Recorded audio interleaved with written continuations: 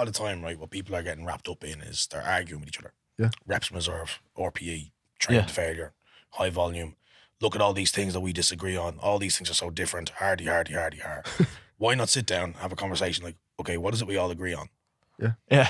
And when you start figuring out what everyone sees as the same and what is kind of universal to every prospective training modality that you have, you actually start to learn about hypertrophy and how it works. So hypertrophy is underpinned by an environment, not by numbers. Like if you look at it objectively, it's a physiological process. It's a physiological response. So, you know, your body's not sitting there with a calculator going, that's 1 rep. It's 2. It's not, that's not what's happening. It's an environment. It's a shift in the internal environment of your body that triggers a certain response from your physiology. So that's normally governed by full spectrum motor unit recruitment. So in English, what that means is that the signaling process of your brain to your tissues are working at their highest propensity that they possibly can. All of the neural networks that lead to your tissue are firing at the same time.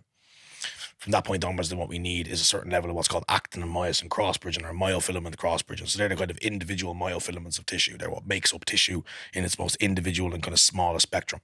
They're all kind of optimally converging with one another and creating contraction at an optimal rate. There's not too much distance, not too much short, and they're all going to happen at the same time. And then there's something that's called a certain level of distal fatigue. And distal fatigue is essentially going to be the fatigue away from the more central part of the nervous system, more like within the singular limb itself. That's what needs to happen for the most part. There's other elemental processes that go on. Now, what does that actually look like externally? Is it looks like a slowdown in contraction velocity. So when we actually look, okay, what is an effective set? That set is going to slow down beyond the control of the individual performing the set in the first place. That's when you've done, quote unquote, enough. Your job is then to create more enough over the course of X amount of time. Yeah. It's to do enough, but more enough than you did the previous time. That is the basis. That is the basis of hypertrophy. That is the best explanation you could possibly give for what it is. So this is what it is. In a really basic sense, this is why everything does work. And people get so up in arms with everything does. The fact that everything works excites the fuck out of me. Yeah. Like, what the fuck? You know, this is an incredible thing that we all understand. Like, everything works. Why does everything work? Because then we can have more conversations, right? Because programming, it doesn't necessarily give you the how, but it does give you the why. And finding those commonalities between all programming, like I said, it's not going to tell you how it works, but it is going to tell you why it works. You know, that kind of way, because looking at this program as this is how to grow is one singular framed, you know, silly mindset to be in when we know that this is something that's so internally complex that it can't possibly be governed by that. And then we have the basis of high volume training. The basis of high volume training is kind of the same thing. But what causes that slowdown in contraction velocity is a buildup of metabolites. It's the actual buildup of kind of incremental elements of metabolism within the tissue themselves. The pump, if you will, slowing down the process of contraction, creating X amount of mechanical tension. Mechanical tension is the overarching factor that influences hypertrophy. When we all went to PT school, it was mechanical tension, metabolic stress, and muscle damage, or whatever. Muscle damage, you actually don't want too much of it. It's really bad for you. Metabolic stress is attenuated, or is kind of the byproduct of a significant amount of metabolic stress is actually mechanical tension. So mechanical tension is the overarching factor in all hypertrophic adaptation. And what we're trying to do is find different alternate means and kind of, you know, valleys or, you know, kind of sails, if you will, of trying to get to that place. And that's what programming is. The whole basis of programming actually is. Is understanding that process, but nobody ever seems to talk about it. You know, and you're like, oh, yours is how much volume do you need for X? How little volume do you need for X? Like, notoriously bad research is done in the realms of hypertrophy. It's terrible. It's absolutely awful. They can't quantify volume. They don't film reps. They can't do anything that allows us to measurably say this is how it works. Because if that was how it works, that's how everyone would do it and it would work. That's not what happens. I get kind of up in arms about it because, like, my thing about the whole thing is, like, if we started to have conversations about what we all agree on, they would conduct better research. If we all had conversations about what we all agree on, we would all have a better idea of exactly what's happening when hypertrophy is about to occur. But in reality, what everyone decides to focus on, because it's either better for social media or it's more emotionally governed within them as an individual, is what we disagree on. And it creates more disbanded thoughts around hypertrophy and makes more confusion for everyone. Hypertrophy is a very simple process when it comes to actually trying to achieve it from within a set, but it's just a very complex thing internally. And we use that complexity and we translate it as something external. In reality, we almost translate it so externally that we forget it is an internal environment. And that's what we need to focus on the conversations around hypertrophy in. 100%. People are talking about numbers and it's like volume and working out. It doesn't really actually fucking matter. If you just destroy yourself. Like the biggest people you know this morning, the tweet I was talking about this morning that I posted, tough pill to swallow. Your legs won't grow because you train like a muppet. It's like they will grow if you just train properly. It doesn't matter about your program, it doesn't matter about that. But like Were you going to say something? Because I want to go back and make that what you've just said a bit simpler for people. Well, we've got, yeah, I mean, we're coming up at the end, but like, no matter, you find the biggest person, the biggest people you know in bodybuilding and strength and anything, it's their ability to work hard in whatever modality they've chose. Effort is the overarching factor in hypertrophy, isn't it? Effort overall. 100%. So can you relist the 3 things that you said drive hypertrophy, and we'll speak about what that is for normal people? Yeah, so high spectrum motor unit recruitment. So it's essentially going to be the kind of signaling of the brain to the tissues. You're going to have a certain amount of motor units that kind of intercept, if you will, all the muscles that you have. We need all of those guys firing at the same time, and then we need them firing at their highest capacity. So essentially all the electricity you can possibly send to your tissues to do the things that they do is happening at that point in time as much as you possibly can. So basically all of your muscle fibers contracting at the same time. All of the signaling processes are firing at the same time, not necessarily contraction. And that only happens when you approach failure. Yeah, generally. So when you're training 5 reps away from failure, you're probably not fully recruiting all of your muscle fibers. As you get closer to that 0 reps away from failure, you've hit failure. Exactly. Your body's absolutely applying every single muscle fiber. Every training modality that we have is given its value relative to how it frames that environment. Yeah. You know, how it frames that thing happening. I think people forget, like, at a basic level, it's like, oh, well, I've done 12 reps, but your brain, like you said before, your brain doesn't know it's 12 reps. No. Your brain just knows that you're telling it to move this object. Yeah.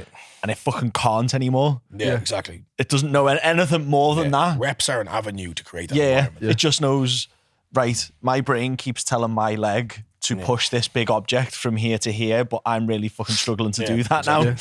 Yeah. And then, so, number 2. Then it's optimal actin and myosin cross bridging.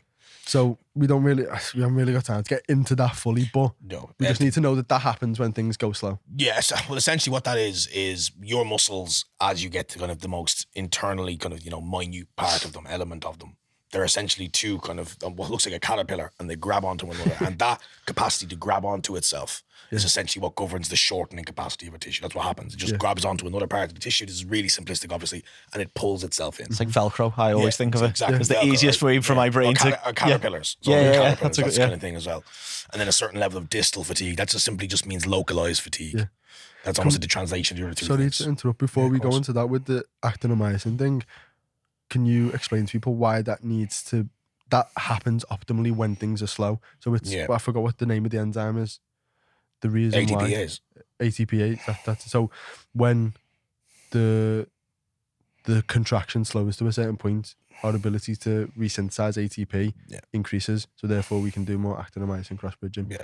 So when it's essentially the movement propensity. It's like when you're shortening a tissue, or when you're moving your arm this way, those guys are pulling each other together. Yeah. But then when you're lengthening a tissue, it's pulling them apart. Mm-hmm. And there are certain points within that kind of that interlinking process where more of those guys are going to be interlinked than they would be if it was fully lengthened or fully shortened. So they need to be in that kind of position of kind of maintaining integrity there. Mm-hmm. And that's kind of where it happens. So it's essentially just like, are your muscles doing things that muscles do? Is it doing that appropriately? Like, are you just sitting there in like a hyper stretched position where nothing's happening? Then they're probably going to not cover as much hypertrophy as you will be if you're moving, if you're actively allowing the tissue to work through its functionality. That's really what on a basic level that is. Mm-hmm. And you're doing that in a way that's appropriate. So you're not like moving like a cunt, basically. So that's going to be kind of where that comes from. So far as it being optimal myosin is translated to optimal movement, really.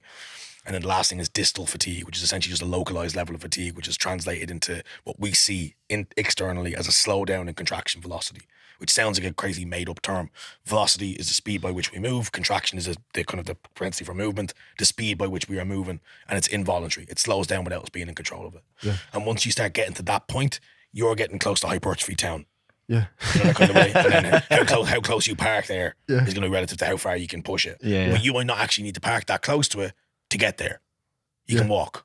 That kind of way. And that's where we look at training. Then sometimes you end up going straight through the place and going through the wall and burying yourself in the basement. Yeah. And you've really fucked it. You've done like a triple fucking mega drop set. And once you recover, you're still going to grow. Yeah. Because we've all ended up in that same area. It's almost like a geographical location where certain things happen. I like that way you think about it, because we often, I've spoken about in the past, is like when you get to a certain level of proficiency with training, you have to selectively decide when to bury yourself. Yeah. Sometimes you don't have the capacity. So this week, my Ross has just ended my mini cut because stress is just through the roof. So like when I'm training now, yeah, I'm still bringing ruthless intensity, but it's not to the point where I know I could take this extra rep and murder myself and then be in the bin for 3 days. Yeah. Exactly. I don't need to do that because I know that I'm in hypertrophy town. Yeah, exactly. Because you can do that when you have a respect for the fact that this thing is kind of multifaceted. Yeah. If you only have a singular appreciation for what works, you'll only ever do that thing that you think works. So if your thing is failure, you'll only ever go to failure, and you'll just train for 2 days a week, and you're like, oh, this is nice. You know, and then you're just training like with 4 or 5 reps in reserve all the time. You're just constantly potentially going to be leaving reps on the table, and you're going to look like an absolute fanny. Like, you could never. I just find it so like, there's nothing wrong with reps in reserve. Like, you know, like on research on paper, there's nothing wrong with it. I just don't think I could ever go up with, like, you know, after left 5 reps in reserve going, ooh, that was kind of hard. Yeah. You know, I just don't think I could ever bring myself to do that, because again, another thing that should decide your ability to work towards certain training modality is what do you enjoy doing? Yeah.